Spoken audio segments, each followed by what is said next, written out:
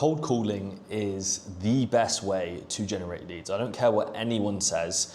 Cold calling is the best way to generate leads, and more leads equals more sales. So how do you actually do cold calling, and what is cold calling in the first place, and how do you get it set up, and what do you do with it? To do cold calls, you need a few things, right? You need a dialer, you need you need willpower. We'll get rid of the you bit. You need a bit of money. Maybe let's say £200 for your dialer. You need a script, you need an offer, and that's pretty much it, right? So first things first is the dialer. I would recommend a couple. So you have Close CRM, you have HubSpot, you have GHL, Guy Level, you have Just Call. To be fair, you could use any sort of low-end dialer, right? It's just about making calls, or you could use your phone. You could literally use your phone. As long as you're contacting people in the same country as you could literally use your phone. Now, that's the dialer, right? These are the options that you have when it comes to the dialer. Now, £200, that's literally just to fuel the dialer, yeah? That's literally just to fuel the dialer. Now, don't have this as the limiting factor. You can find something, you can use your phone, yeah? You can use your phone, that is free. Yeah, that's gonna cost you £0 or dollars. You can use your phone, you can make calls out from your phone. Also, actually, I missed something here. So you need a list, right? You need a list of the market that you're looking to target, or people that you're looking to target. Now, dialer is covered, £200 is covered. Willpower, this is the next one. So willpower is really important, because if you don't have any willpower, then you're not gonna make any calls. And it's really easy to not make calls. You can find loads of other things to do in your business, but making calls is literally the most important thing that you can be doing, especially starting out, having no clients, etc. You must have willpower and accountability, yeah? I'm gonna add that as a final one, accountability, because if you're not accountable, or you can create peer accountability, so you can have friends that are like holding each other accountable. You can lock yourselves in a room and until you make £1 million or whatever the memes are.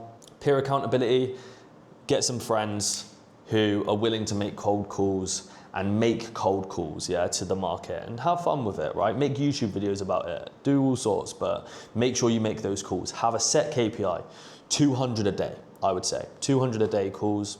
If you're in the US, maybe 400, but in the UK, 200 is more than enough. So willpower and accountability, right?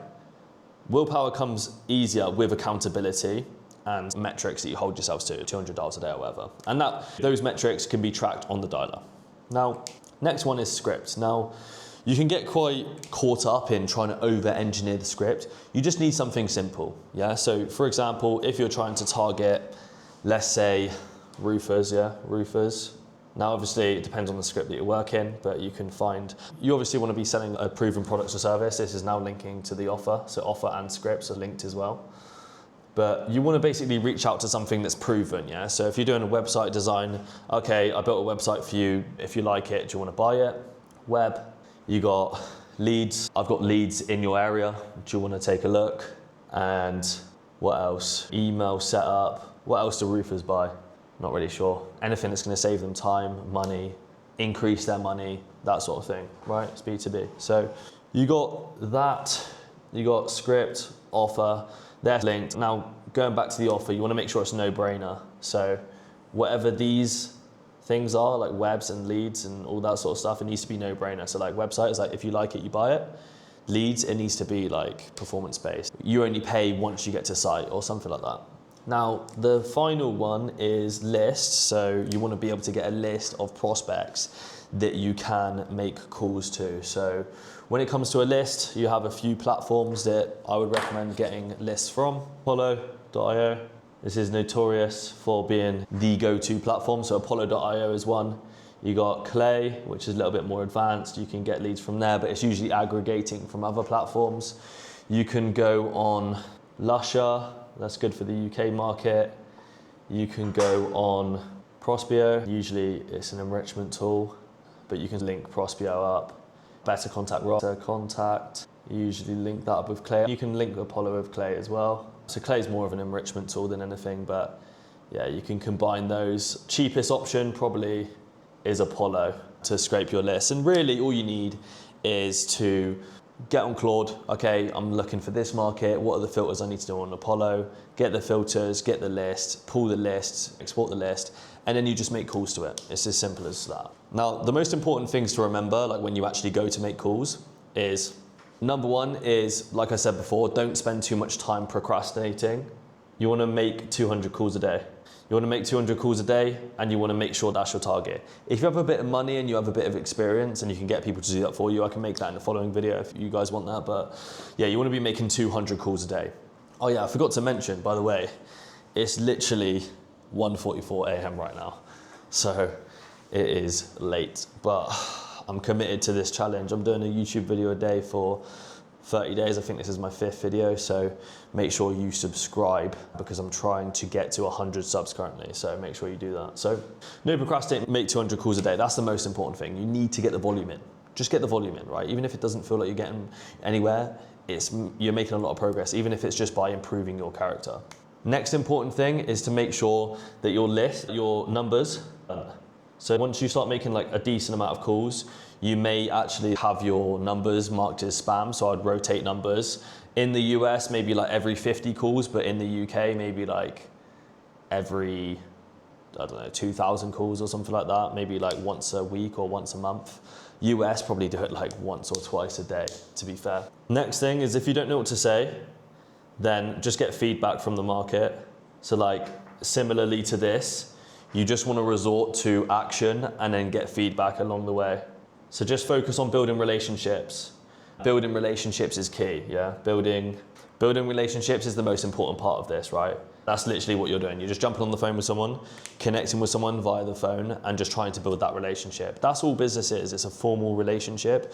So if you can just start nailing relationships, then that's gonna supercharge your sales in general, right? This is the best way to start. If you don't know how to create a sales process, anything like that, focus on the relationship first and I guarantee you'll close. I literally had a closer who came on board and he did really well on his first month. So he closed 20, 30K in his first month and he was doing really well. The second month he collected basically naff all. What is the difference between the first and second month? We realized that he started focusing heavily on becoming the best closer ever, when in actual fact, he lost the thing that he had the best qualities for, which is building a good relationship with the end customer. At the start, he was talking about football and going to the pub with the installers, right? And then the second month, he was focused on trying to be too salesy, and that lost the connection element, which is it's the most important thing in the entire sales process. So if you have anything and you don't know what you're doing, just focus on building a relationship first and everything will follow. That comes to cold calling, that comes to sales in general. That's just general advice for sales. So once you actually start cold calling, it's okay, what do I actually do like when I get on the phone with them and I have a good conversation, all that sort of stuff? Next thing is you want to book them in for a Google Meet or like a Zoom call or something like that. So like Google Meet, let's just call it Google Meet is really easy, by the way. I'd recommend doing Google Meet. So jump on a Google Meet and you want to basically build the relationship further. I'm getting a bit of ahead of myself here. So before you jump on the Google Meet, you want to make sure that the booking is within 4 working days. Booking less than 5 days, right? That's the most important thing. If you're booking any further than that, they're just not gonna remember you. Even within 5 days, like if, let's say you book them in now, it's Thursday, and then on Tuesday you have the appointment, they're not gonna remember you. They've crashed their car, they've had their tools stolen, whatever it is, they've broken up with their girlfriend. They are not thinking about you on Tuesday morning, right? So you need to make sure that if you're booking, first things first, book less than 5 days, but make sure that you're sending reminders in between then. So that's why you want to set up Calendly, yeah? So Calendly, it's going to cost you like, I don't know, $1 a month or £15 a month. That's going to get you your reminders, yeah? But I want to make an important note here, is that don't let that supplement your manual follow-up. You want to make sure that you are calling them the day before, maybe on the day as well. So the day before you would give them a call, make sure they're still all good for the appointment, ask them if they have any questions, and then just remind them that, look, I'll give you a call just before the appointment just to make sure you can jump on, etc. That's really important. That's going to increase your show rate by 20-30% minimum. Now I'm going to do a bit of a bonus for you. So hiring in cold calling, if you're a little bit more advanced, so you've got a bit more money behind you, you're a bit more of an advanced agency owner like myself, you can basically do LinkedIn job posts and you will basically be looking for appointment setters, get them on. You can look at people from SA, South Africa, look at people from wherever you're from, structure a performance-based deal, either on per pitch, I would recommend. So you pay them per pitch, you work out how many pitches leads to a close based on your close rate. You should already know that now if you have a bit of money behind you to get someone in. If you don't, then you should be tracking that, otherwise you're never gonna be able to scale with a team. Get a South African rep, or you can get someone from home, right? But performance-based, you don't wanna be paying out massive salaries for someone who can't guarantee you results. Philippines, PH, where else? EU, there's a lot of people like expats and stuff like in Europe and maybe like South America if you're based in America. But the key thing here with all of these things here is that you want to make sure that you always run a trial, yeah? So I'm trying to do this sideways right now. You want to make sure that you always do a trial, yeah? And what do I mean by that? I mean that you get them onto a trial day where you basically, I get a voice note first, see how they sound on the phone. I don't necessarily care about a loom, I want to hear how they sound. Then we get them on a trial day, which will be a training session in the morning. Then you get them dialing all day. And then at the end of the day, you'll make an offer depending on how they performed, right? So I always do that, and that always does really well. And yeah, that's how you hire people and know if they're good for cold calling. The reason why we do the trial day is because if you don't do a trial day, then you might hire someone who is actually not very good, or they might sound good but have no willpower, right? So it's just a waste of time getting them onboarded before you actually know how they sound or know how they act or how much effort they actually put in. They might put in barely any dials and not have any willpower. So you want to be preemptively seeing how they get on for the trial day. And the key performance indicators you want to be looking at for the trial day is dials, so like how many dials they do. Talk time is the most important because you can manipulate dials, talk time, and sound, how they sound on the phone, and coachability.